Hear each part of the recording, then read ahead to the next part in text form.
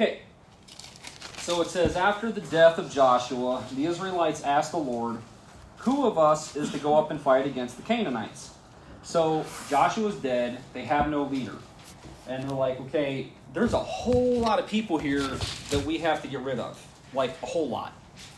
What are we supposed to do here? Who's leading us? Who's in charge? Who are we following? So God tells them, and again, when it says God tells them, very likely what's going on is somebody is conferring with the priest. The priest and everything is speaking to the pillar of cloud and fire. The voice is coming from the pillar of cloud and fire, and he's saying, go do this. Okay, it's not like all of a sudden voices are popping up in people's heads. Where's Caleb? Was he also kind of... Caleb was not a leader. Caleb was like the general and everything, so to speak, or whatever, but he didn't want anything to do with being a leader or anything like that. He got his property, he got his stuff, he's good. Okay. We're going to see Caleb again, but that's not his role. So it says, the Lord answered, Judah shall go up, I have given the land into their hands. And the men of Judah then said to the Simeonites and their fellow Israelites, come up with us to the territory allotted to us to fight against the Canaanites. We in turn will go and fight in yours. So the Simeonites went with them. When Judah attacked, the Lord gave the Canaanites and the Perizzites into their hands, and they struck down 10,000 men at Bezek. It was there that they found an Adonai-Bezek, who was the king, and fought against him, putting to rout the Canaanites and the Perizzites. Adonai-Bezek fled, but they chased him, and they caught him, and they cut off his thumbs and big toes. Now, that may seem odd, okay? But you have to understand the anatomy of a person. If you cut off somebody's thumbs and big toes, you completely and totally shut them down. They can't walk right because you have to have your big toe. Actually, if you get your big toe cut off, they will cut off your thumb and make it your big toe because you can't walk without your big toe. So they cut off your thumbs, you can't grab anything, okay? So now this may sound incredibly cruel, but let's read on. So it says, then Adonai-Bezek said, 70 kings with their thumbs and big toes cut off have picked up scraps under my table, and now God has paid me back for what I did to them. So this guy did this to 70 other kings, and we call them kings. They're basically like tribal chieftains, but essentially that's what he did. He would completely and totally shut them down. They were not able to fight back in any way, and they were literally begging for scraps under his table because they had no way of fighting. You know, they were completely and totally defeated. So this guy has the same thing done to him. And it says, the men of Judah attacked Jerusalem also and took it.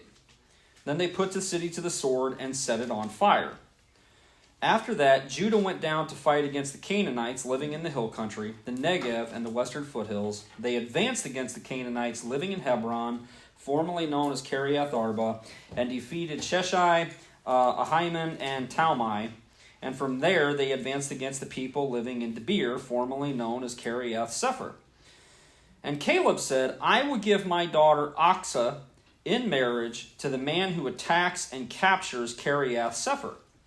Othniel, son of Kenaz, Caleb's younger brother, took it. So Caleb gave his daughter Aksa to him in marriage. In case anybody's trying to do the math, yes, they were cousins. So it says, one day, when she came to Othniel, she urged him. By the way, this story is really popular in Alabama. But it says, one day, when she came to Othniel, she urged him to ask her father for a field. And when she got off her donkey, Caleb asked her, what can I do for you? And she replied, do me a special favor. Since you've given me the land in the Negev, which is essentially nothing but desert, give me also springs of water. So Caleb gave her the upper and lower springs.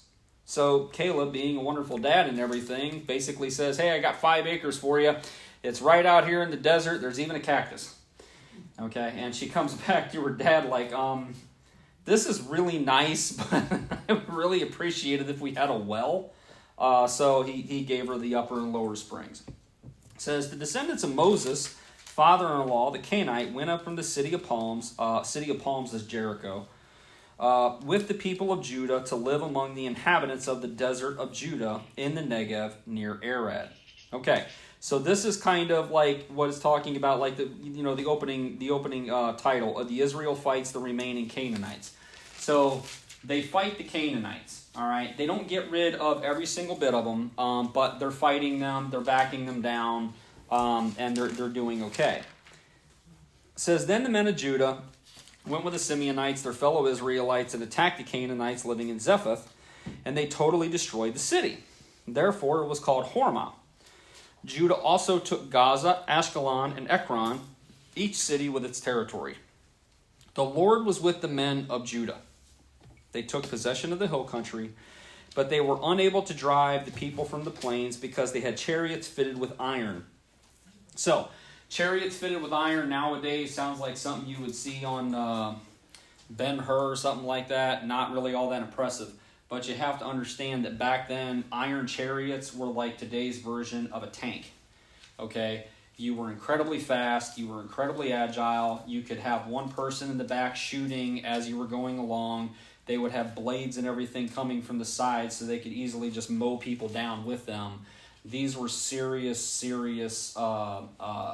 tools of war. And the Israelites did not have anything like this. So they were not able to take them out. Not because God said they couldn't take them out, because they said they couldn't take them out. And we're actually going to see what we're talking about here in a little bit. It says, as Moses had promised, Hebron was given to Caleb, who drew about from it 3 sons of Anak. The Benjamites, however, did not drive out the Jebusites who were living in Jerusalem. To this day, the Jebusites live there with the Benjamites. Now, I'm not going to go through the rest of this because it's literally the exact same sentence over and over and over again. Okay? What's going on here is it's going to name every tribe, or most tribes, and it's going to say they weren't able to drive them out. They weren't able to drive them out. They weren't able to drive them out. They weren't able to drive them out. Some of them, it will sit there and say they were able to subdue them, and now they're slaves. You know, they're their water boys or whatever. But they were not able to drive them out. We're going to find out in chapter 2 why. Okay? So in chapter 2, it says, the angel of the Lord went up from Gilgal to Bochum and said, I brought you up out of Egypt and led you into the land I swore to give to your ancestors. Okay, now think about that verse for a second. All right. I, the angel of the Lord, I led you out of Egypt into the land of Canaan. Where was the angel of the Lord? He wasn't there. So we know that the angel of the Lord is the pre-incarnate Christ. So where was he? He is the pillar of cloud and fire.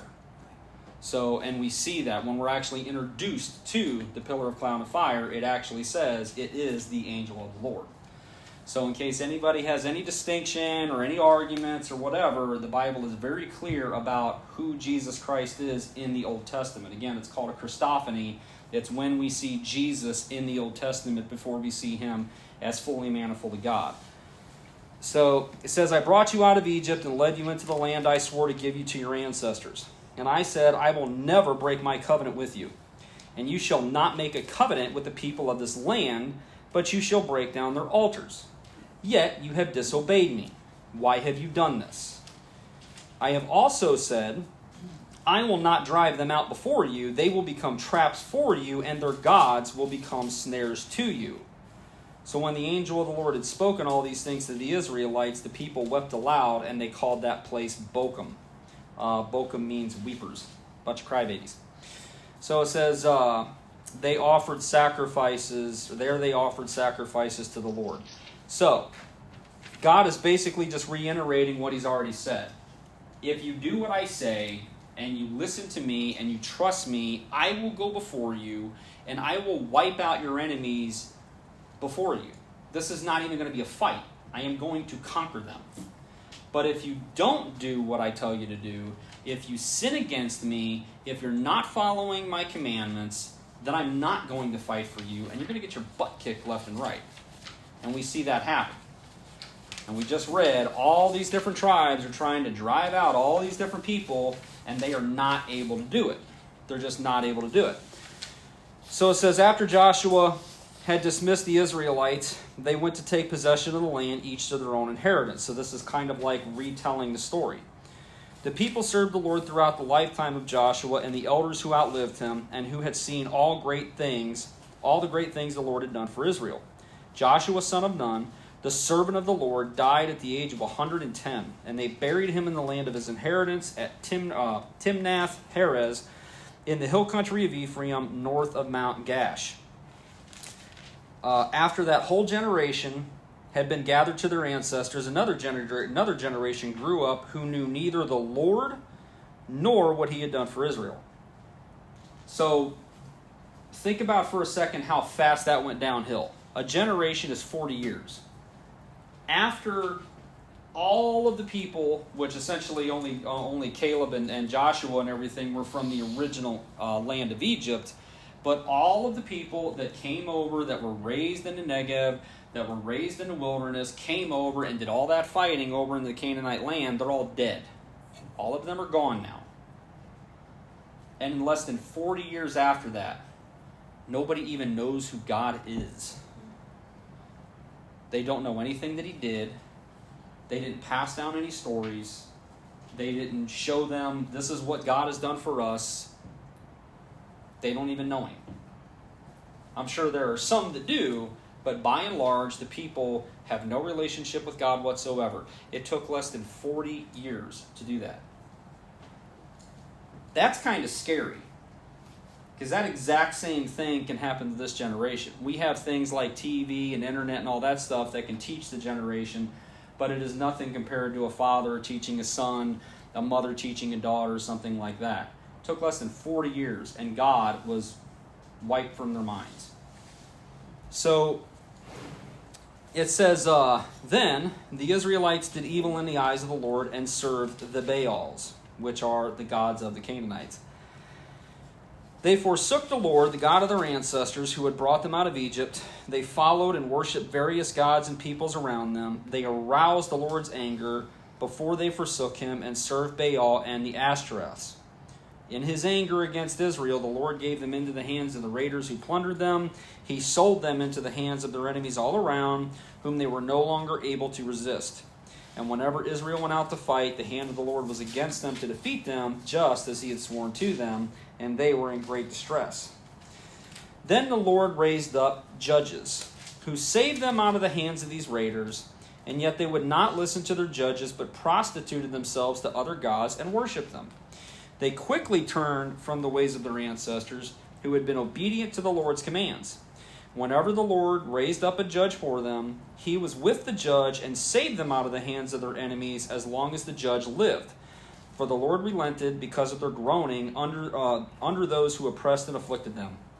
But when the judge died, the people returned to the ways even more corrupt than those of our ancestors, following other gods, serving and worshiping them.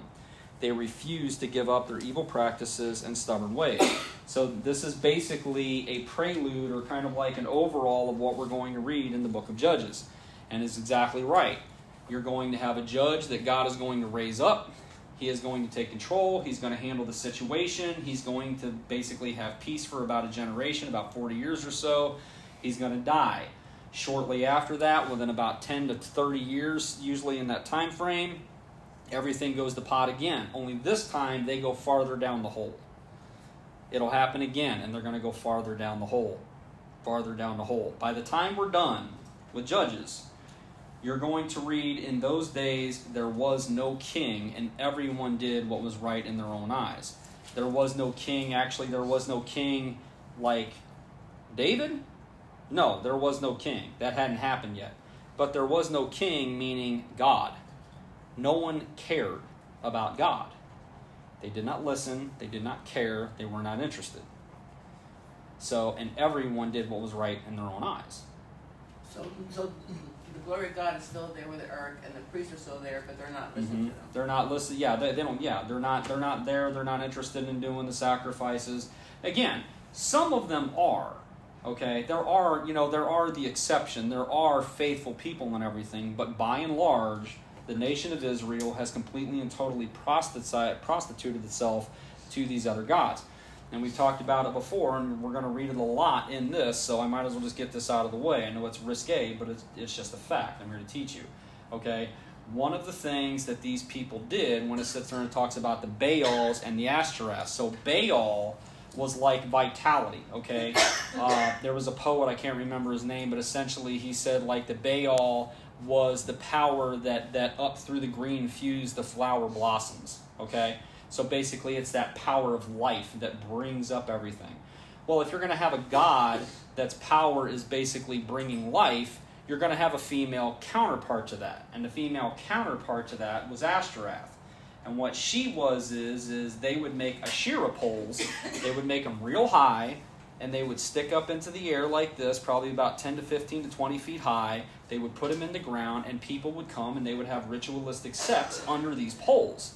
That was their way of worshiping that god, which was the female counterpart to Baal. So which one are you going to follow? Are you going to follow in everything the God that says you've sinned against me, go get one of your expensive bulls and take it to the temple and sacrifice it for me? Or are you going to follow the God that says, hey, let's go do this under this pole? Okay?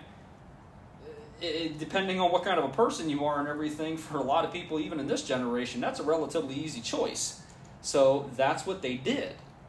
It was just much more fun, much more convenient, cheaper, and it was just an easier God to follow. So that's what they did. They let their other gods go, or they let God go, and they followed these other gods. Now, one of these days, I haven't got it yet because they're not that cheap. One of these days, I'm going to bring in a god. They find them, and they're like, one of the ones that I was looking at and everything was like a golden calf. Obviously, it isn't gold; it's bronze, but the calf. Okay. So that was a major god back then. We see that all the way back in Exodus. Okay, so they find these, and you can buy them and everything. They're antiques. Ashtoreth, I would never bring in here. I would be kicked out of church because she is essentially depicted as a nude woman that is very well endowed. Put it that way. Okay, that is the person. That is the god that they would have on their mantle. Okay, remember Jacob? And remember how his father-in-law's gods were taken, and he comes and he tries to find them from Rachel and stuff? That was probably one of the gods. Apis is the bull. Ashtoreth is the female, that's an Egyptian god. Ashtoreth is a Canaanite god. But again, she's very beautiful, very busty, and it's just a nice little thing to keep up on my mantle. Okay? That was their gods. So right now, God is absolutely furious with the Israelites because literally they spent 40 years in the wilderness with God Almighty up in the sky, leading them, giving them food, providing for them, doing incredible works, whether they be good or bad, as far as like whether he was killing people or saving people. But it's not like these things were not incredibly identifiable. And you're talking about less than 100 years, 150 years later. And nobody cares. And nobody's interested. And nobody wants anything to do with it. And they have done exactly what God said for 40 years, don't do. And it gets worse because now they're following in the ways of the Canaanites.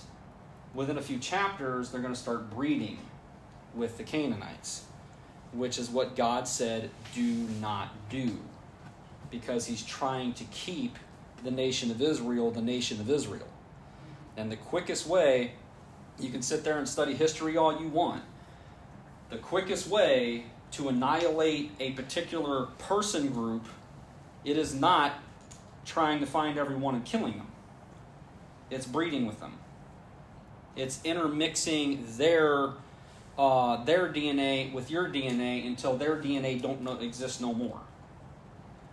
Okay? That has happened to countless civilizations. They were not just up and destroyed. Many of them were integrated into other civilizations, and then that civilization no longer exists as it once was. And that's what God is trying so hard not to do with the Israelites. Their gods, it's kind of like their pornography. Ashtoreth is, for sure. Oh, yeah. It's just like... like I said, I thought about getting it was I think it was like $1,300 or something like that they had one. I thought about getting it, but again, much of the stuff that I get so I can bring in here to show you guys, because I want to bring the Bible to life for you guys. I want to show you this is what this was, or this is what this was. This stuff is just going to hang in my mantle and everything, and yeah, I'll have it displayed because it's cool and stuff like that, but the stuff that I get for these classes, okay? Because I want to show you what things really were. Like, the spear and everything like that, that's cool and all that stuff, but you guys should have seen your faces when I brought in the Roman flavor. Yeah, well, I know. Because that really brought to life what Jesus went through. Okay? So that like sticks in your head. That kind of makes you sick to your stomach. That's what I want. Not that I want y'all barfing and everything, but what I want is I want that reaction, because if you don't have that reaction, then you need to question your faith. Because if you know that your Savior got whipped with this over 40 times and his flesh was being ripped off and that does not bother you, then it's time to go follow something else. Because this obviously has not reached your heart. Okay? So, but their gods, again, many of the gods, like we talk about the Temple of Aphrodite. The city of Corinth was the worst church for Paul.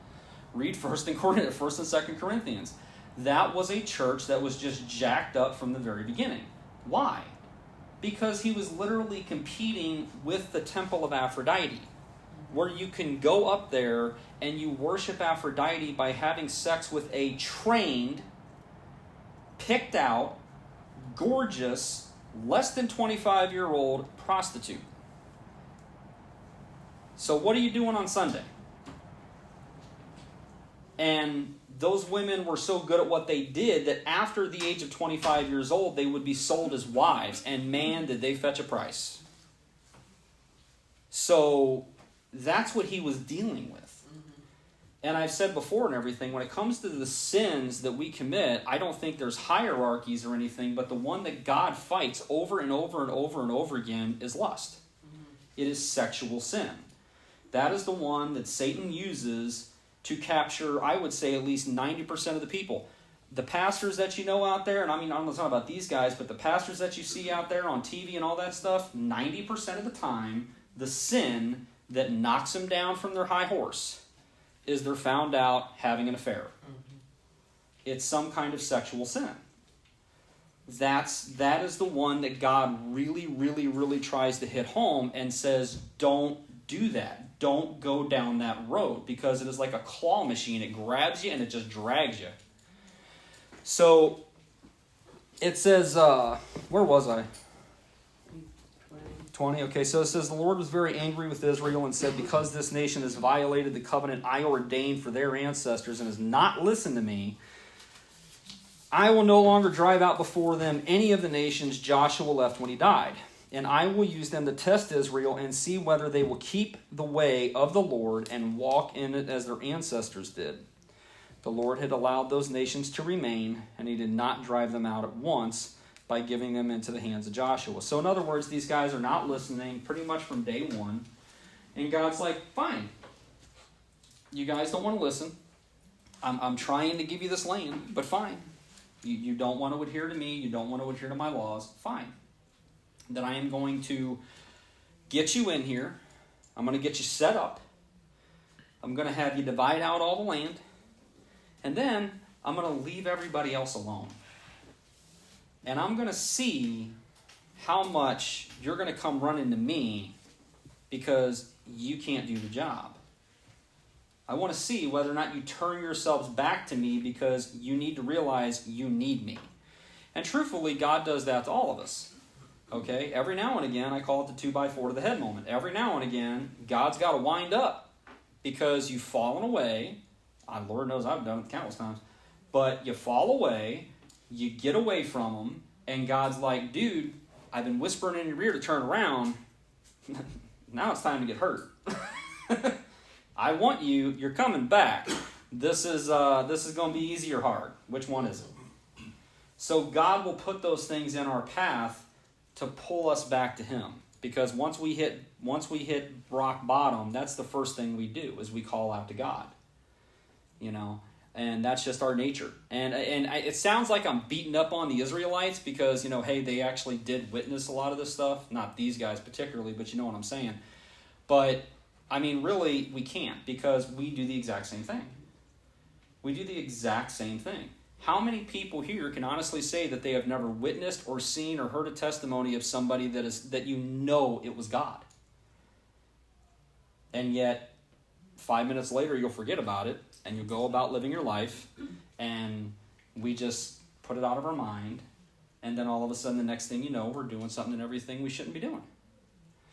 Even though God has shown his glory to us countless times, we turn our backs.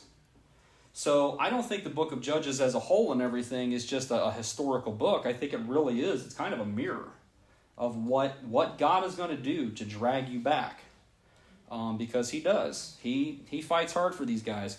He gets irritated, which is why I didn't like it when that one pastor in the other church that I talked about a long time ago and everything, when he says, once you're one of God's, there's nothing that you can do to make God angry with you. And the first thing I thought of was like, has this dude read the book of Judges? I was like, man.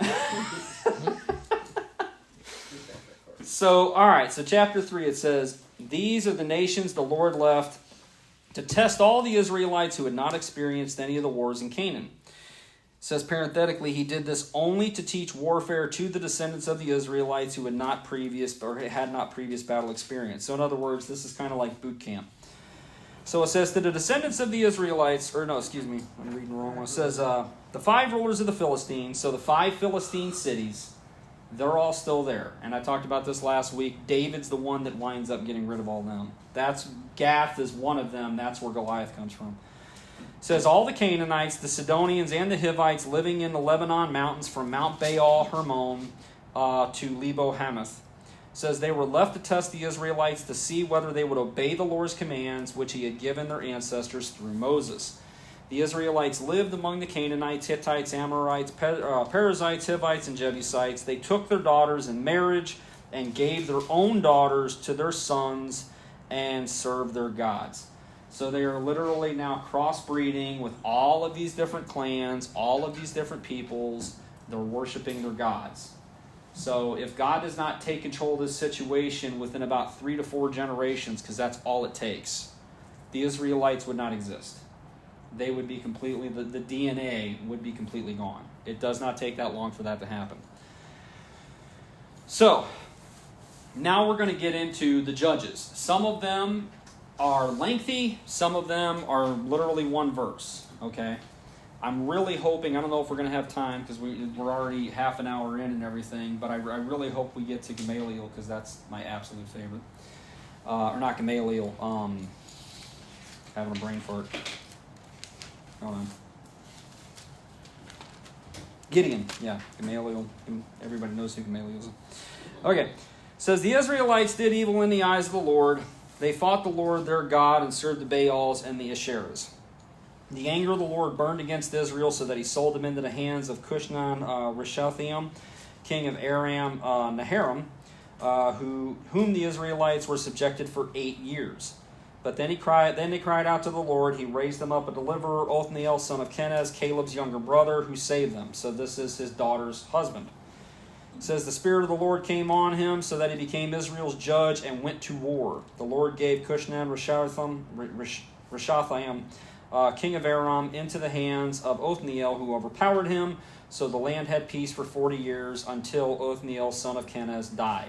So he raises up Othniel. Othniel's the first judge. Othniel goes, conquers the king, gets everybody out of slavery. Everything goes back to the way it was. Everything is cool. They follow the Lord for 40 years until Othniel dies. And then the second cycle starts. It says, again, the Israel did evil in the eyes of the Lord, and because they did this evil, the Lord gave Eglon, king of Moab, power over Israel.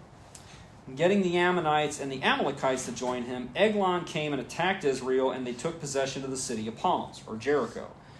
The Israelites were subject to Eglon, king of Moab, for 18 years. Again, the Israelites cried out to the Lord and gave them a deliverer. Ehud, a left-handed man, the son of Jerah the Benjamite. Now, interesting note here that, nobody really worries about all that much, but every single time you ever hear of a left-handed man in the Bible, he is a Benjamite. Every single time. Okay? Don't know why that is, but if you're left-handed, hey, maybe that's your ancestors. So, it says, the Israelites sent him with tribute to Eglon, king of Moab. This story is so cool. So it says, now Ehud had made a double-edged sword about a cubit long, which he strapped to his right thigh under his clothing. He presented the tribute to Eglon, king of Moab, who was a very fat man. After Ehud had presented the tribute, he sent on their way those who had carried it. But on reaching the stone images near Gilgal, he himself went back to Eglon and said, Your Majesty, I have a secret message for you. And the king said to his attendants, Well, leave us. And they all left. So Ehud then approached him while he was sitting alone in the upper room of his palace, and he said, I have a message from God for you. And as the king rose from his seat, Ehud reached with his left hand, drew the sword from his right thigh, and plunged it into the king's belly. Even the handle sank in after the blade, and his bowels discharged. Ehud did not pull the sword out, and the fat closed over it. I love this story. This is so cool. So it says, Then Ehud went out to the porch, and he shut the doors of the upper room behind him and locked them. After he had gone, the servants came and found the doors of the upper room locked. And they said, He must be reliving himself in the inner room of the palace. Well, they're not wrong. So it says they waited to the point of embarrassment, but then when he did not open the doors of the room, they took a key and unlocked it, and there they saw their Lord fallen on the floor dead. And while they waited, Ehud got away, and he passed by the stone images and escaped to Sierra. And when he arrived there, he blew a trumpet in the hill country of Ephraim, and the Israelites went down with him from the hills, with him leading them. Follow me, he ordered, for the Lord has given Moab, your enemy, into your hands. So they followed him down and took possession of the fords of the Jordan that led to Moab, and they allowed no one to cross over. And at that time they struck down about 10,000 Moabites, all vigorous and strong, but not one escaped. That day Moab was made subject to Israel, and the land had peace for 80 years. Now, a little bit about Moab. If you guys remember all the way back in the days of Genesis and everything, we found out how Moab actually came about. Moab is actually the descendants of Lot's daughters that had sex with him in the cave while he was drunk. And God was so disgusted with that display that he actually calls Moab his washpot. So Moab was considered to be God's toilet. That's what God thought of Moab. Which is really interesting because Ruth is a Moabitess. So again, he brings the least and he raises them up. But that's how Moab came about. So it says, for the third one, it says, After Ehud came Shamgar, son of Anath, who struck down 600 Philistines with an ox goad. He too saved Israel. So, he doesn't get all that much. He just gets a little story. All right, so now we get this one and everything. This is Deborah. So Deborah is one of the more famous judges. So it says, Again, the Israelites did evil in the eyes of the Lord. Now that Ehud was dead, so the Lord sold them into the hands of Jabin, king of Canaan, who reigned in Hazor. Sisera, the commander of his army, was based in Harosheth Hagoyim, because he had 900 chariots fitted with iron and had cruelly oppressed the Israelites for 20 years. They cried to the Lord for help. So it says, now Deborah, a prophet. Now, I know we're thinking a prophet like, Moses or whatever the case may be. That's not what this word actually means. It means judge. She's actually a judge. She's a judicial judge. So it says, now Deborah, a prophet, the wife of Lapidoth, was leading Israel at that time. She held court under the palm of Deborah between Ramah and Bethel in the hill country of Ephraim. And the Israelites went up to her to have their disputes decided. She sent for Barak, son of Abinoam, from Kadesh in Naphtali, and said to him, The Lord, the God of Israel, commands you, Go, take with you 10,000 men of Naphtali and Zebulun, and lead them up to Mount Tabor. I will lead Sisera, the commander of Jabin's army, with his chariots and his troops to the Kishon River, and then give them into your hands. Now dig this. This is, man, I'll tell you what, not a lot's changed over the past 2,000 years. So this is what the man says and everything. Why would God let a woman be a judge? Because he doesn't like them to be ministers, right? Well, there's a different, they can be preachers. They can't be leaders of a church. Yeah, that's the distinction a lot of people don't actually realize. Actually, Nathaniel's daughters actually are, we find this out in Acts, Nathaniel's daughters are actually preachers. They actually preach the word of God. That's fine. Anybody can do that. Well, I can imagine going preaching, but you can't lead a congregation. But you cannot lead a congregation. Yeah, you're not allowed. You're not supposed to be teaching, and you're not supposed to be preaching. Yeah, yeah. But in this case and everything, yeah, she's actually the one. She's actually the one basically leading the tribe because she's the one making the decisions. But dig this. This is what this guy says to her. So Barak says to her, "Well, if you go with me, I'll go. But if you don't go with me, I won't go." So he tells that to a woman. That would be like someone breaking into my house and Lori going, "What was that?" And I literally get under my covers and go, "Well, you go with me. I'll check it out." Okay? That's what this guy's doing. So she says, "Certainly, I will go with you," said Deborah. "But because of the course you are taking, the honor will not be yours, for the Lord will deliver Sisera into the hands of a woman." So Deborah went with Barak to Kadesh, and there Barak summoned Zebulun and Naphtali, and 10,000 men went up under his command, and Deborah also went up with him. Now, Heber the Canaanite, or the Kenite, had left the other Kenites, the descendants of Hobab, Moses' brother-in-law, and pitched his tent near the great tree in Zaananim, I guess, near Kadesh. It says, when they told Sisera that Barak, son of Abinoam, had gone up to Mount Tabor, Sisera summoned from Harosheth Hagoyim to the Kishon River all of his men and his 900 chariots filled with iron. And then Deborah said to Barak, "Go, this is the day the Lord has given Sisera into your hands. Has not the Lord gone ahead of you?" So Barak went down to Mount Tabor with 10,000 men following him. And at Barak's advance, the Lord routed Sisera and all his chariots and army by the sword, and Sisera got down from his chariot and fled on foot.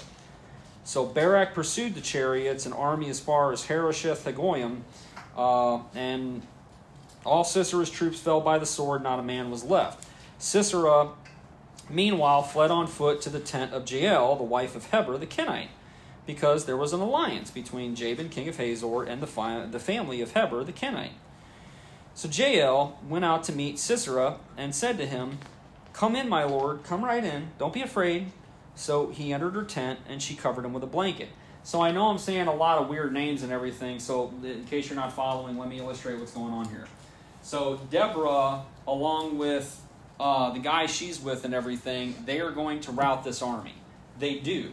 They wind up beating everybody back, and everybody winds up getting killed. But the king is running away. He literally gets off his chariot to run away on foot. He winds up finding the tent of the wife of one of his allies.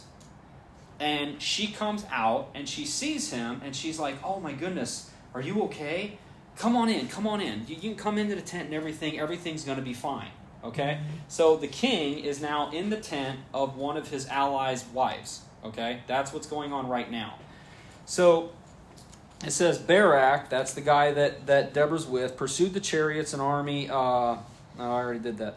So Jael went out to meet Sisera and said to him, "Come, my lord, come right in. Don't be afraid."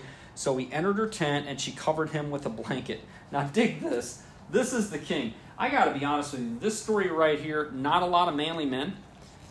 This is just, they're kind of sissies at this point. I don't know what happened. But listen to what this guy says. "I'm thirsty. Please give me some water." And she opened up a skin of milk and gave him a drink and covered him up. "Stand in the doorway of the tent. If someone comes by and asks you, 'Is anyone in there?' say no."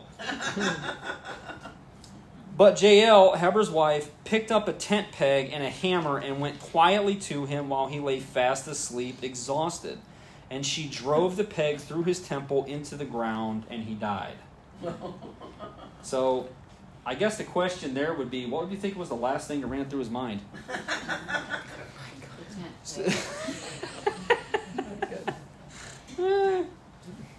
You gotta have these lame jokes when you're up here.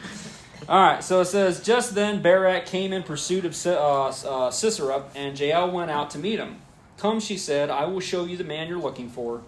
So he went with her, and there lay Sisera in the tent with the tent peg through his temple, dead.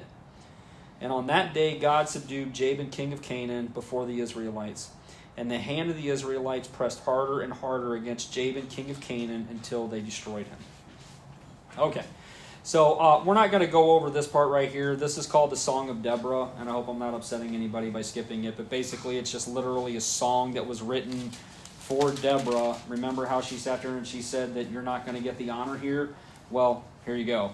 The song is for Deborah. So the song is basically just a recapture of everything we just talked about. So at the very end of it, actually there is one line in here that's kind of interesting. It says, verse 19, kings came, they fought, the kings of Canaan fought at Tanakh by the waters of Megiddo. So we've talked about that before. Armageddon is actually the hill. It's called Har Megiddo, the hills of Megiddo. So that where that battle took place, you're actually going to see that battle happen over and over and over and over and over again throughout the Bible. But where that battle took place is going to be the exact same spot where the final battle, where Jesus Christ comes back. That's where that battle is going to take place, is the hills of Megiddo or Armageddon.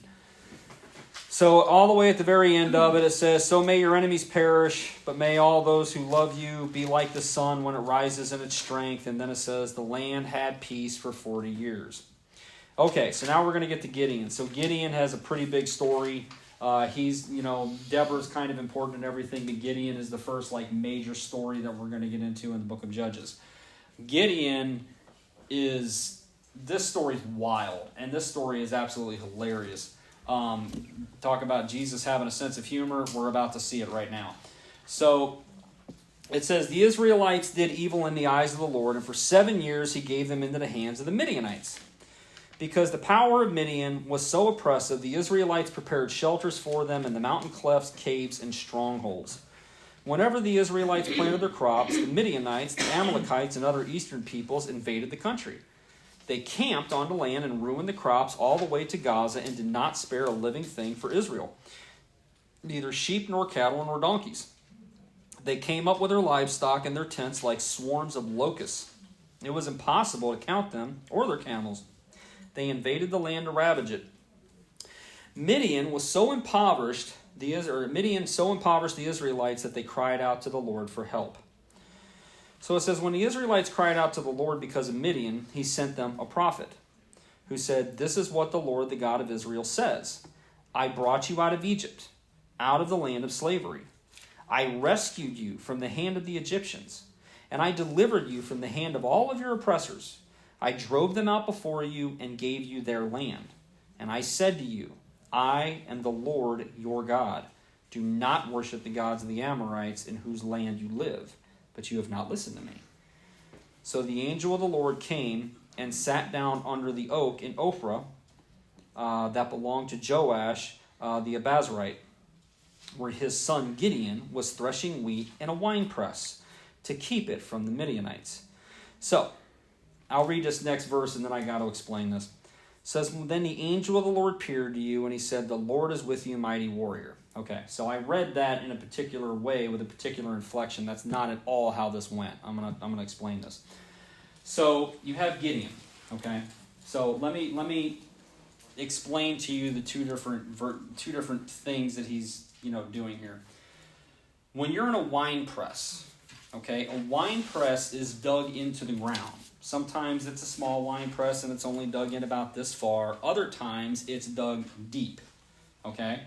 And the reason why is because you're trying to keep out all the other stuff because you're crushing the wine. Sometimes you're doing it with your feet. Other times they're pushing this stone that's rolling and it's crushing the wine or crushing the grapes. And the grapes flow out okay, into the container area where eventually it'll be taken up and then it'll be fermented and you got wine. That's how you make wine, in a wine press, down, under the ground, okay? To thresh wheat, you go up to the highest hill you can find, and you put all of the seeds on a gigantic blanket. This is normally a huge celebration. Lots of people are doing it. We're going to see this very clearly in the book of Ruth. Everybody grabs a corner in the side of the blanket, and what they do is they got this big old pile of barley or wheat or whatever in the middle of it, and they all pull, and this thing flies up. And the seeds, because they're heavy, come back down, but the chaff, the skin of the seed, blows away. Okay? Now, he is trying to thresh wheat in a wine press. He's literally throwing up the wheat, hoping the wind will blow the chaff away, but there's no wind because he's literally under the ground. He's just sitting there, pathetic as you can imagine, and he's just throwing the wheat up. Throwing the wheat up again. So the angel of the Lord appears, and he's watching.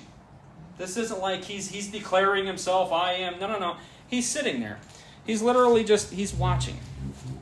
He's sitting there like this, and he's just got this big grin on his face, and he's watching Gideon try to do this. And after he watches for a certain amount of time, he just kind of calls out, "The Lord's with you, mighty warrior." Like, good job. Keep trying. So this is a hilarious scene.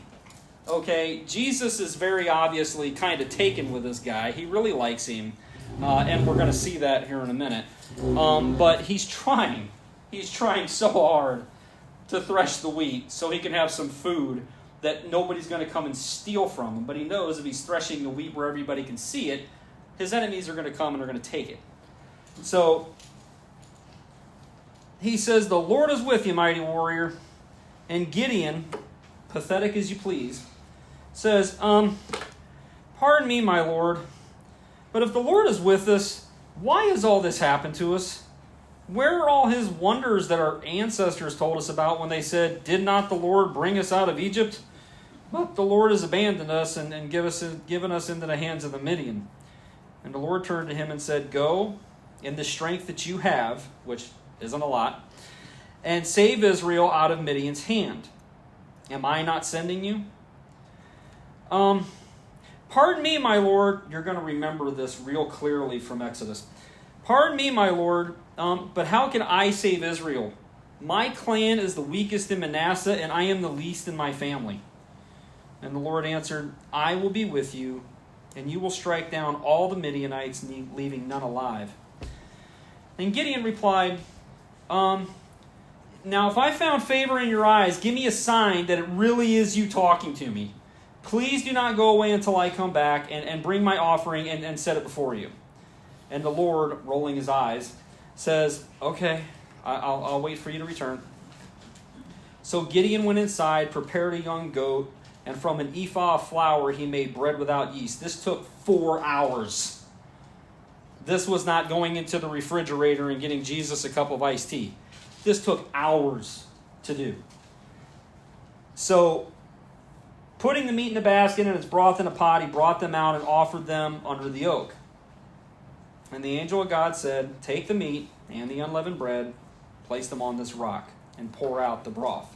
In other words, I want you to soak it. I want everything to be completely wet. Gideon did so. And then the angel of the Lord touched the meat and the unleavened bread with the tip of the staff that was in his hand, and fire flared up from the rock, consuming the meat and the bread, and the angel of the Lord disappeared. And when Gideon realized that it was the angel of the Lord, he said, "Alas, Lord, I have seen the angel, the Lord, face to face." Now remember, the angel of the Lord is now gone. He's disappeared. He's not there no more, okay? He disappears, and Gideon's like, "Holy crap, it really was him. I've seen the angel of the Lord face to face. I'm going to die." And then out of nowhere, he hears this voice in the air saying, you're not going to die. Stop being afraid. Chill out. You're good, okay? So he says, peace, do not be afraid. You're not going to die. So Gideon built an altar to the Lord, and there he called it, the Lord is peace. And to this day it stands at Ophrah of the Abrazites. So that same night the Lord said to him, take the second bull from your father's herd, one 7 years old. Tear down your father's altar to Baal and cut down the Asherah pole beside it. Then build a proper kind of altar to the Lord your God on the top of its height. Using the wood of the Asherah pole that you cut down, offer the second bull as a burnt offering. So Gideon took 10 of his servants and did as the Lord told him. But because he was afraid of his family and the townspeople, he did it at night rather than in the daytime. This guy, he's kind of like one of the Three Stooges. This is not a warrior, okay? Like he says, my family or my clan is the weakest of all the clans, and my family is the weakest of all the families, and I'm the weakest of my family, okay? Like, I am literally the bottom of the barrel here. This guy he's kind of like Steve Urkel, okay? I mean, he's a complete and total dweeb. He is not strong in any way, shape, or form, which is really wild when you consider all this stuff because you see what God winds up doing with him. So it says, in the morning when the people of town got up, there was Baal's altar, demolished with the Asherah pole beside it, cut down, and the second bull sacrificed on the newly built altar. And they asked each other, who did this? And when they carefully investigated, they were told Gideon, son of Joash, did it. So Gideon didn't fess up to it. The people of the town demanded Joash, bring out your son. He must die because he has broken down Baal's altar and cut down the Asherah pole beside it. But Joash replied to the hostile crowd around him, are you going to plead Baal's cause? Are you going to try to save him? Whoever fights for him shall be put to death by morning. But if Baal really is a god, he can defend himself when someone breaks down his little altar. Now, I'm paraphrasing there, but that's kind of the mood. It's like, look, if Baal is such a big, bad god, let him do something about it. We see that exact same type of attitude when it comes to not Isaiah. Help me out here. I'm having a brain freeze. Huh? Elijah, yeah. So you have Elijah and you have Elisha. So Elisha is actually greater than Elijah, but man, Elijah is so much more interesting. I love Elijah. He's amazing. He's like the P.T. Barnum of prophets. Like, that dude loves the show. And he does the exact same thing. He's sitting there trying to get the priest of Baal to get this major offering going so that way Baal can cause fire from the sky. And he's literally yelling down at him like, what's the matter with your God? Is he sleeping? Is he having a little nap? So it's kind of the same thing here. He's just like, okay, so what? You're going to fight for this God? I'm pretty sure this God can handle himself. If somebody tore down his altar and he's got something to say about it, Baal can come down and do something. So he sits there and he says, if Baal really is a god, he can defend himself when someone breaks down his altar. So because Gideon broke down Baal's altar, they gave him the name Jerubbaal that day, saying, let Baal contend with him. Now all the Midianites, Amalekites, and other eastern peoples joined forces and crossed over the Jordan and camped in the valley of Jezreel. Then the Spirit of the Lord came on Gideon, and he blew a trumpet, summoning the Abrazites to follow him. Now, notice something.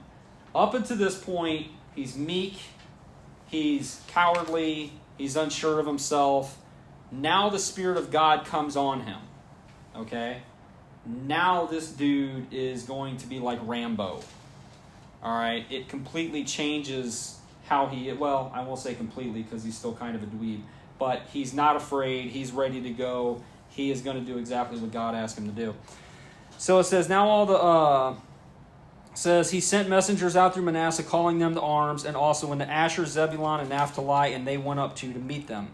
And Gideon said to God, if you will save Israel by my hand as you have promised, look, I will place a wool fleece on the threshing floor. Now this is hilarious because he's strong, he's getting everybody together, he's getting ready to go, he's got everything together, but he just wants to make absolutely sure God knows what he's doing here. So, I will place a wool fleece on the threshing floor. If there is dew only on the fleece, and the ground is dry, then I know that you will save Israel by my hand, as you said. And that is what happened. Gideon rose early the next day, and he squeezed the fleece and wrung out dew, a bowl full of water. And then Gideon said to God, "Oh, okay, that was cool. Don't be afraid. Don't be angry. One more request. Let me make just one more request here. Allow me one more test with the fleece, but this time make the fleece dry and let the ground be covered in dew." And that night God did so. Only the fleece was dry and all the ground was covered with dew. So, this is a thing that happens in the Bible through a lot. Like Moses did the same thing. It's just like God's telling you to do something. He's giving you all the power to do it, but they're just kind of like, okay, well, I just want to make sure that I understand what's going on here. And I got to be honest with you, I kind of would probably be the same way. Because, you know, unless God is actually physically talking to you, you really want to make sure you're interpreting what he's trying to get at here. You don't want to be wrong, especially when you're getting ready to go out. You have no fighting experience whatsoever. You're the weakest person there is around, and you're getting ready to lead an army. So, in the morning, Jerubbaal, that is Gideon, and all his men camped at the spring of Harod. The camp of Midian was north of them in a valley near the hill of Morah. And the Lord said to Gideon, "Now dig this. You have too many men. I cannot deliver Midian into their hands, or Israel would boast against me. My own strength has saved me. Now, announce to the army, anyone who trembles with fear may turn back and leave Mount Gilead." So 22,000 men left, while 10,000 remained. Okay. So God is going to start whittling out all these people. Okay? So the first thing he says, and this is actually really strategic stuff. This is really cool. First thing he says is, if there's anybody that's just afraid, they don't know what they're doing, they don't know how to fight, they're scared to death, send them home. We don't need those kind of people. Okay? The second thing, there are still too many men. Take them down to the water, and I will thin them out for you there. If I say, this one shall go with you, he shall go. But if I say, this one shall not go with you, he shall not go. So Gideon took the men down to the water, and the Lord told him, now listen to this. This is really wild how he does this. Separate those who lap the water with their tongues as a dog laps from those who kneel down to drink. 300 of them drank from cupped hands, lapping like dogs. All the rest of them got on their knees to drink. And the Lord said to Gideon, with 300 men that lapped, I will save you and give the Midianites into your hands. Let all the others go home. Now, was that just a random thing? No. Because here's the thing. If you're in a war, okay, whether it be Vietnam or something like that, all right, you're in a jungle type of setting, all right, or you're in a forestry type of setting, all right, and really it could be any setting for the most part, but let's just go with that, all right. You have a river. If I get down on my knees and I put my face to the water, I am completely and totally exposed. Anybody can shoot me, they can come up from behind me, the whole 9 yards. But if I take the water and I bring it up like this, then I can still look all around me and I see everything that's going on. So the 300 that took the water and picked it up like this, those are the best men. They're not afraid. They've likely been battle-hardened in some regard or another, and they're strategic. They're smart. They know how not to put themselves in a kill box.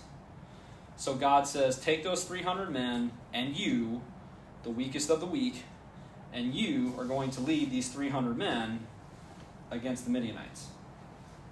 So, it says, the Lord said to Gideon, with the 300 men that lapped, I will save you and give the Midianites into your hands, and let all the others go home. So Gideon sent the rest of the Israelites home, but kept 300 who took over the provisions and the trumpets of the others. Now the camp of Midian lay below him in the valley. And man, I can't read all of a sudden. What happened? Now the camp of Midian lay below him in the valley. During that night, the Lord said to Gideon, get up and go down against the camp, because I am going to give it into your hands.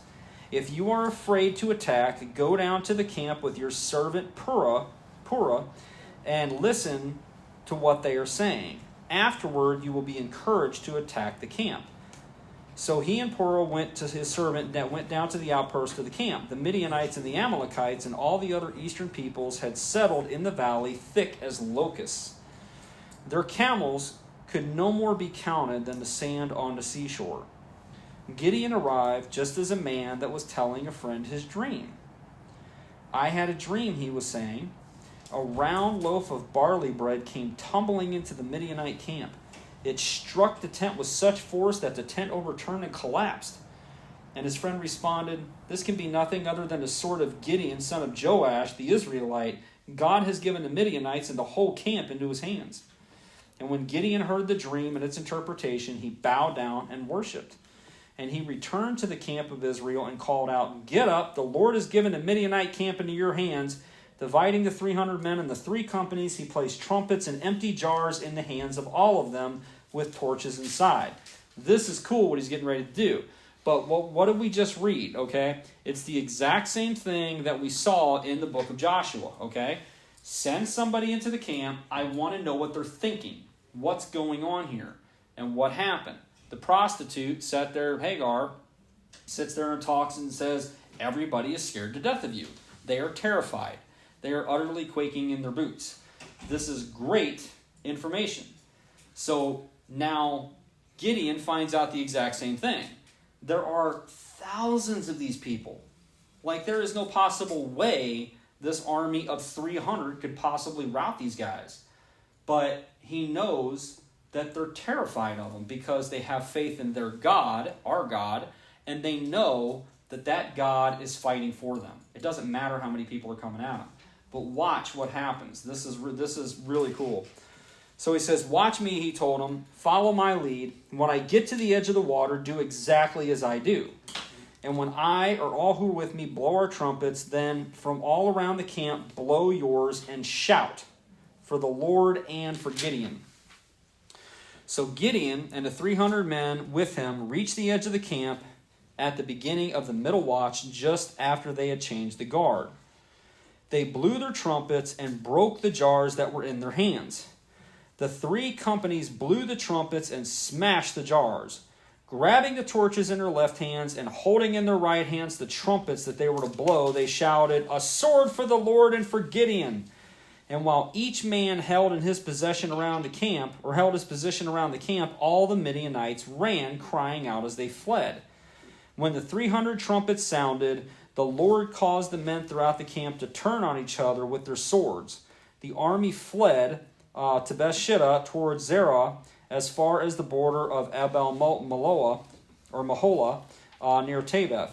The Israelites from Naphtali, Asher, and all the Manasseh were called out, and they pursued the Midianites. Gideon sent messengers throughout the hill country of Ephraim, saying, "Come down against the Midianites and seize the waters of the Jordan ahead of them as far as Beth-barah." So all the men of Ephraim were called out, and they seized the waters of the Jordan as far as Beth-barah. They also captured 2 of the Midianite leaders, Oreb and Zeb. They killed Oreb at the rock of Oreb, fitting place, and Zeb at the winepress of Zeb. They pursued the Midianites and brought the heads of Oreb and Zeb to Gideon, who was by the Jordan. So what does it say they did?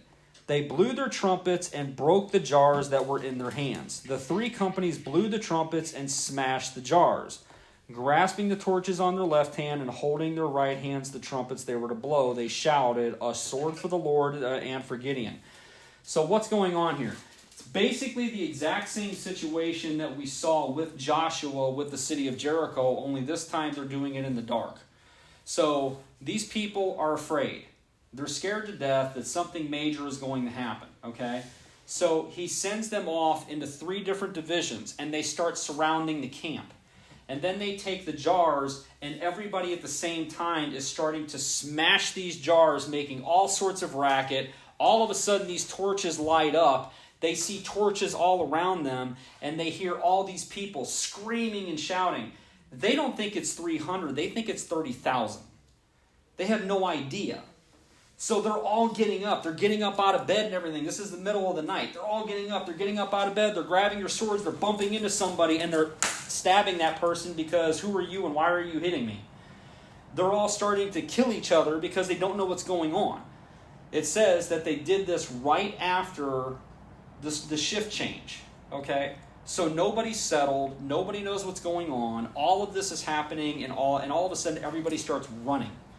Well, when they're running, that's when all the other tribes and everything, now that they see that they're backing off, now they get into the fight. All the way, and they're running towards the Jordan to try to get over to the other side, but now they're blocked off. Now you have the tribes that are on the other side of the Jordan blocking it off, and they're basically picking them off as they're coming towards them. So this is just, it's a panic attack is what it is.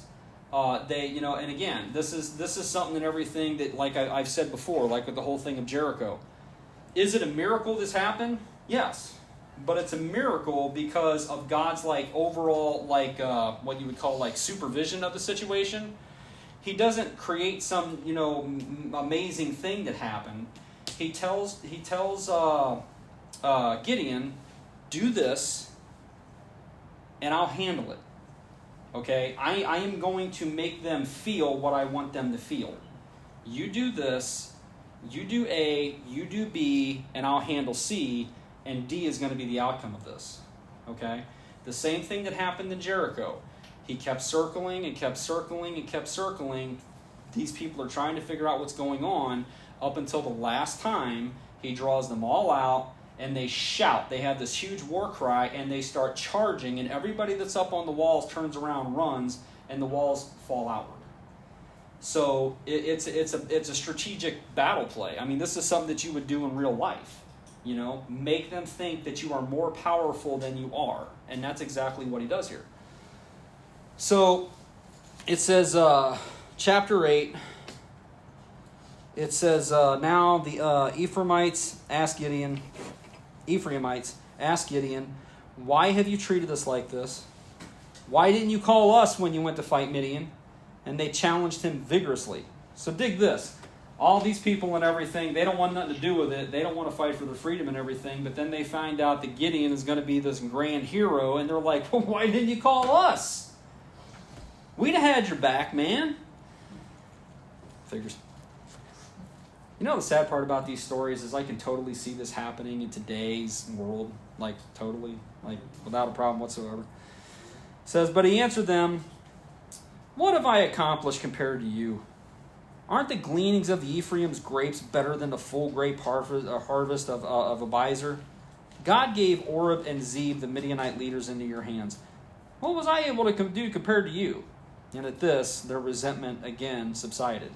So this dude really knows how to play government. He just downplays it. You guys are the heroes, man. I didn't do anything.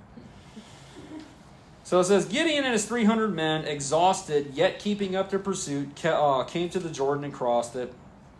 And he said to the men of Succoth, give my troops some bread. They are worn out, and I am still pursuing Zebah and Zalmunna, the kings of Midian. But the officials of Succoth said, do you already have the hands of Zebah and Zalmunna in your possession? So why should we give bread to your troops? In other words, you haven't beaten these guys yet. And if they find out that we helped you and then they beat you, then we're in trouble. So why should we do that? Now, notice when a sister says, do you have the hands? And we've talked about this before. This was not just a biblical thing. This is a warfare thing. A way to show how many people that you killed was by cutting off their hand. Actually, in one story in the Bible, they actually switch that up and they say, I don't want the hands, I want the foreskins. So, but that was a way to count how many people were killed in the battle. How many people did you defeat? So that's how they did that. So they're asking, do you have the hands of these guys? Have you actually killed them yet? Or is this just, hey, we're on the way to do this and we'll see what happens? So it says, then Gideon replied, just for that, when the Lord has given Zebah and Zalmunna into my hand, I will tear your flesh with desert thorns and briars. And from there he went up to Peniel and made the same request of them, but they answered the same as Succoth had. So he said to the men of Peniel, when I return in triumph, I will tear down this tower. Now Zebah and Zalmunna were in Karkor with a force of about 15,000 men, all that were left from the armies of the eastern peoples. 120,000 swordsmen had fallen. Gibeon, so dig that. 130,000 men versus 300. Man, when the Lord puts terror in your heart, you feel it. So, says, Gideon went up by the route of the nomads east of Nobab and Jogbehah and attacked the unsuspecting army. Zebah and Zalmunna, the two kings of Midian, fled, but he pursued them and captured them, routing their entire army. So Gideon, son of Joash, then returned from the battle by the pass of Heres. So again, these guys are running, they're trying to get away. 300 men are basically following 15,000. And the 300 men are killing them. And here's the thing, this is where God really comes into play in this and everything. He's not sending down hailstones, he's not making an earthquake, he's not doing anything. He's striking fear into the hearts of these people. Okay? And understand, I'm just going to be 100% honest with you. I'm not trained in the military, I'm not a cop, I'm not, an old, military vet or anything like that. But I've been in enough situations in my life that I know, and I know they train them this way, is that you do everything you can to wipe out the fear. If you can make a soldier fearless, you've made the perfect weapon. Now, does that work all the time? Of course it doesn't. Okay, we all have that natural instinct of self-preservation. But the first thing that they want to knock out, especially with somebody like up on the higher ups, you're talking about people like Navy SEALs and stuff like that, is they lose the fear. They do everything they possibly can to drive that fear out. Because fear will make people do crazy things. I studied, and I've said this before, my mom has probably heard me say this, and I'm relatively good at it. Once I know you, like really know you, I'm good enough at studying people that I can pretty much almost always tell, and I've proven this quite a lot actually in my life, I can always tell what you're going to do in any major given situation outside of panic. I don't care who you are, and I don't care what psychology you studied, you cannot account for panic. Once somebody has reached that stage of utter terror, you have no idea what they're going to do. Most likely it's going to be one of two things. It's either going to be fight or it's going to be flight. But those things get heightened as the fear goes up. When you talk about fight or flight, you talk about, okay, I'm going to punch this person in the face, or I'm going to do everything I can to get out of the situation. You take that to the 1,000th level, and now you're talking about, I am going to do everything I can to run away, even though that's leaving me completely exposed to be killed here. Or even though I would never think about killing another human being, I'm going to lop your head off and I'm not going to think twice.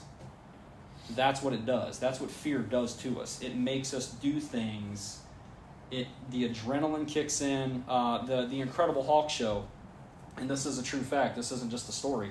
The Incredible Hulk show, the one with years ago and everything back in the 70s. You see the scene from the original show. You actually see it in the very front of the episode and everything in the credits, as the credits are rolling in the beginning of the show, the Incredible Hulk picking up a car and flipping it over. They actually got that from a child was pinned underneath the car and the mother lifted the car. So we have, when we talk about the untapped potential of the human species and everything, both mentally and physically, that's true. Okay, I mean, a woman literally lifted up a 2,000-pound car because she had so much adrenaline in her. The only thing she could think of at that time was not, I can't do this, it was, I have to save my child. So fear does amazing things, good and bad, and that's what's going on here. That's how these people are able to do what they're doing. These people are so terrified that all they're trying to do is run. Okay, all they're trying to do is run. And they're basically picking them off from behind. So where did I leave off? 15. Okay. Then Gideon came and said to the men of Sukkoth, Hear Zebah and Zalmunna, about whom you taunted me by saying, do you already have the hands of Zebah and Zalmunna in your possession? Why should we give bread to your exhausted men? And he took the elders of the town and taught the men of Succoth a lesson by punishing them with desert thorns and briars. He also pulled down the lower tower of Peniel and killed the men of the town. And then he asked Zebah and Zalmunna, "What kind of men did you kill at Tabor?" "Men like you," they answered, "each one with a bearing of a prince." And Gideon replied, "Those were my brothers, the sons of my own mother. And as surely as the Lord lives, if you had spared their lives, I would not kill you." But turning to Jether, his oldest son, he said, "Kill them." But Jether did not draw a sword because he was a boy and he was afraid. So Zebah and Zalmunna said, "Come do it yourself. As is a man, so is his strength. Or as is the man, so is his strength." So Gideon stepped forward and killed them and took the ornaments off their camels' necks. So it says, the Israelites said to Gideon, "Rule over us, you, your son, your grandson, because you have saved us from the hand of Midian." But Gideon told them, "I will not rule over you, nor will my son rule over you. The Lord will rule over you." And he said, "I do have one request, that each of you give me an earring from your share of the plunder," as it was custom of the Ishmaelites to wear gold earrings. And they answered, "We'll be glad to give them." So they spread out a garment, and each of them threw a ring into his plunder into it.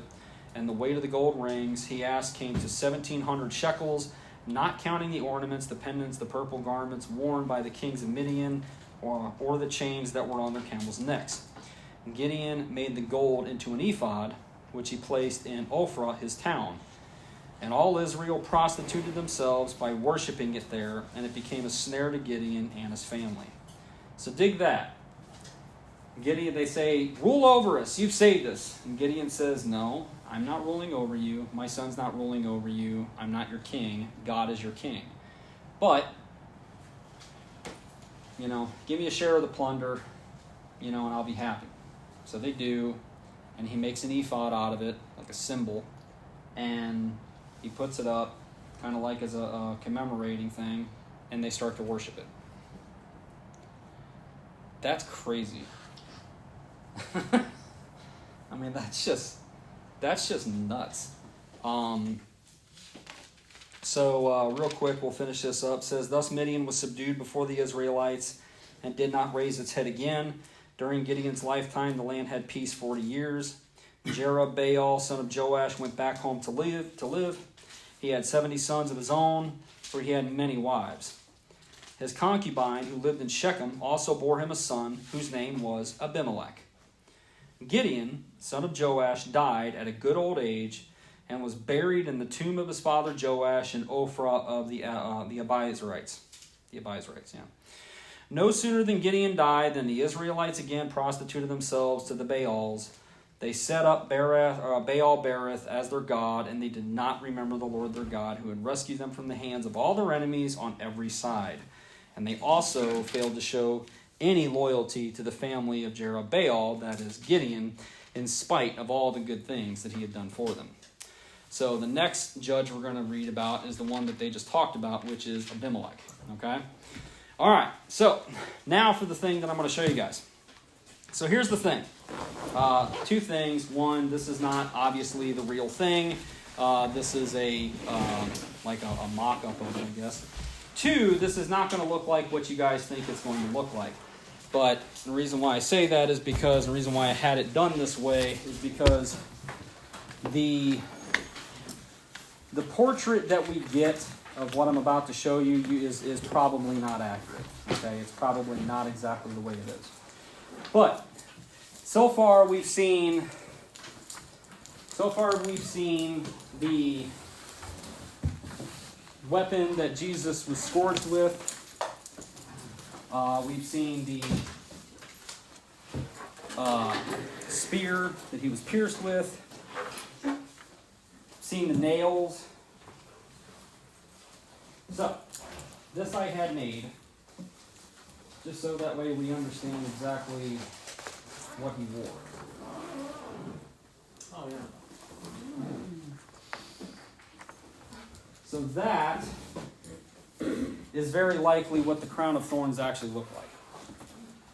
The crown that we all know, the circular thing, that was not a crown of any king in that day. It was a full-headed crown. That's just kind of what you see in TV shows.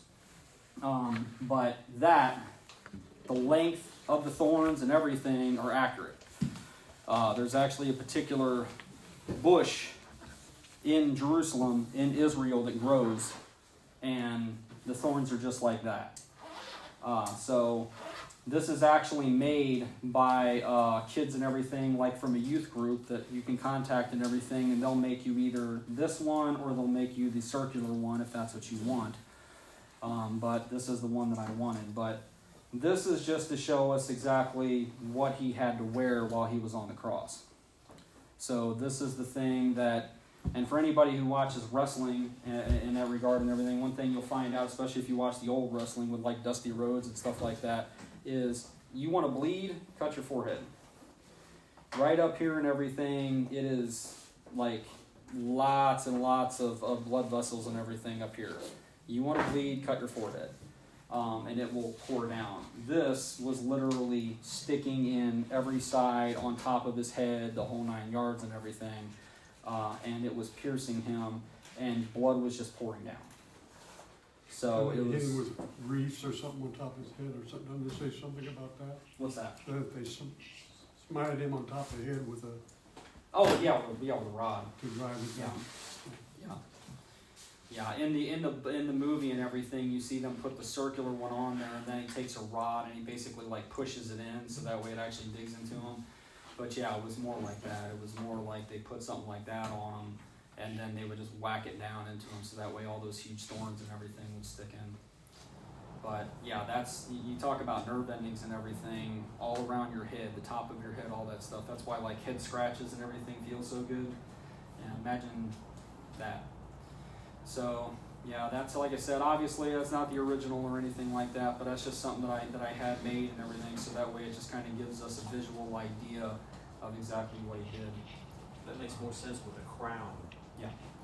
Yeah, the circular thing, I mean, you even see that on crucifixes and stuff like that. I don't know where that really came up, but yeah, a crown for a king was always over the head. That's just the way they were back then. So, other than that, it would just be confused for any other type of headdress or anything. The whole things where like, it goes to the back and it comes up the sides and all that stuff. That stuff like girls would wear. They would wear some like crowns that would show the top of their head. But yeah, this is what a crown of thorns is. Interesting is the Roman guard sitting around saying, "Hey, I want to put these together and make them a crown." Yeah. Yeah, Yourself. I really want to know exactly what they wore to put that thing together, because that's the reason why I'm not passing it around, is because it will get you. Yeah, they had to have something to break themselves. Yeah, it's it was hard to put back in that box once I pulled it out. Yeah, it'll get you. It sticks you pretty good. I'm thinking that they used to make to keep the sheep and stuff in a fence. Didn't they use that kind of stuff for the fence? Didn't they? Yeah, there's actually a vine in California and everything. It's called the orange something. I actually thought about getting it for my house, and because I was all into the survival stuff and everything and growing it around my fence. But the problem is it's invasive. Once it starts growing, you can't stop it from growing. But the thorns are like that. They're just intense. So yeah, that's I don't know. The more and more I look at this stuff, I like all the things that I saw and everything, and all the things that I've gotten to kind of show that and everything. The Roman flagrum was definitely something that kind of really got to me. The spear was more, hey, this is kind of cool to really understand what it looks like. But when I actually pulled that out of the box and everything, it kind of like, it almost took my breath away, because I was just like, man, this is nuts. It hurts you to look at it. Yeah, I really don't. Like I said, that's why I try when I teach the crucifixion of Jesus and everything. I try not to go through it fast, because I don't want it to be a story. I don't want it to be something that we just, I've heard it 1,000 times. I want it to really sink in to understand exactly what he went through for each and every one of us, because it was insane. It was absolutely insane. It also affected his ears.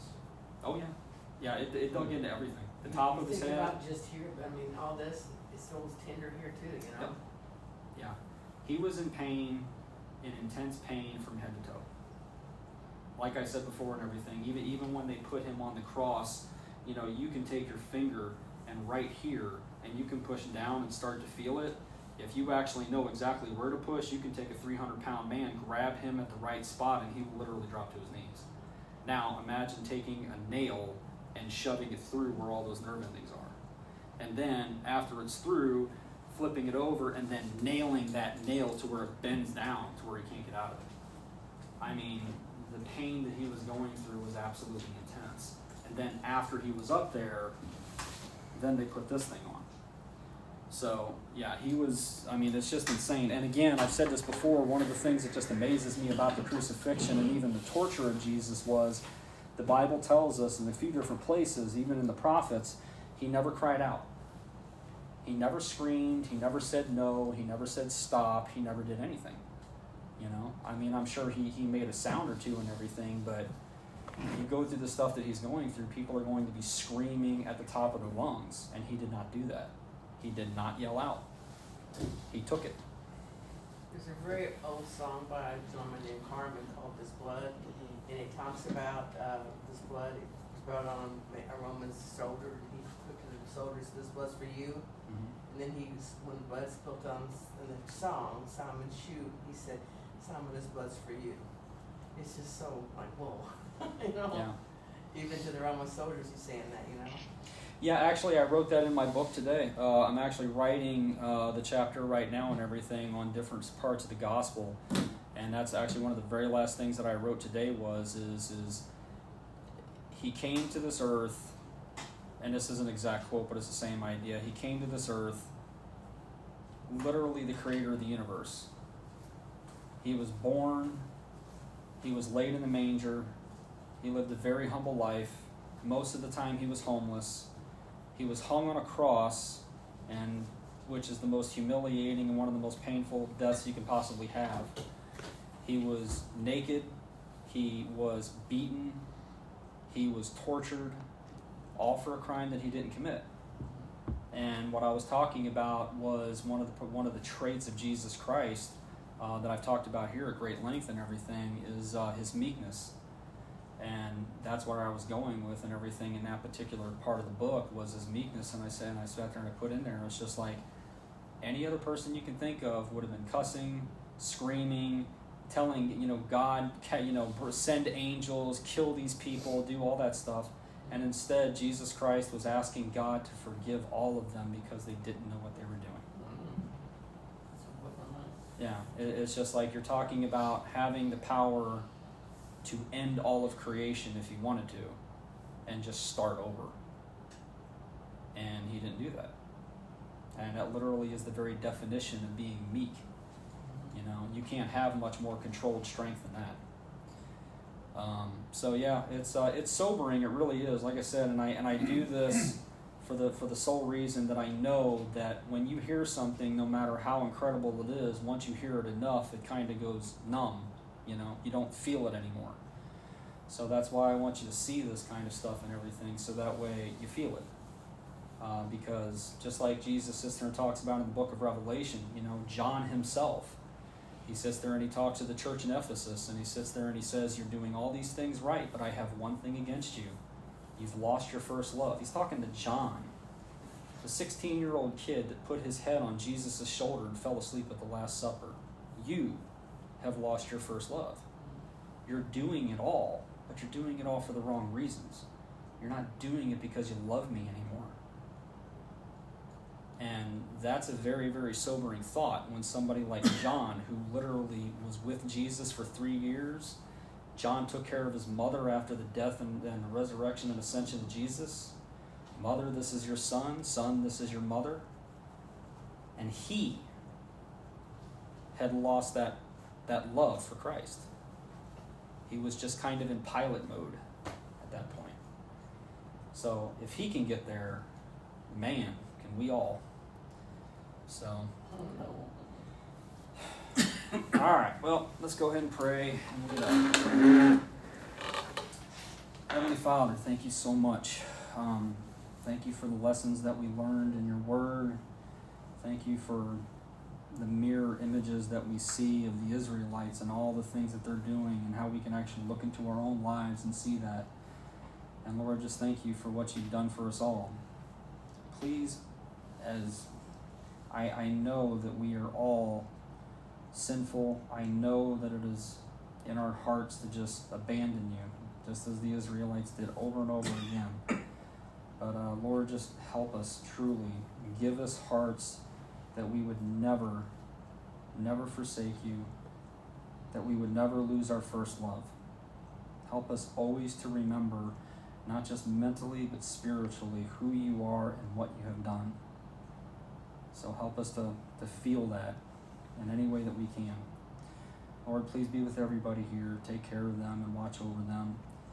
Keep them cool, because this heat is pretty bad right now. But Lord, we know you're in control. We thank you for that. We thank you for your sovereignty, for your love, for your grace, for your Son.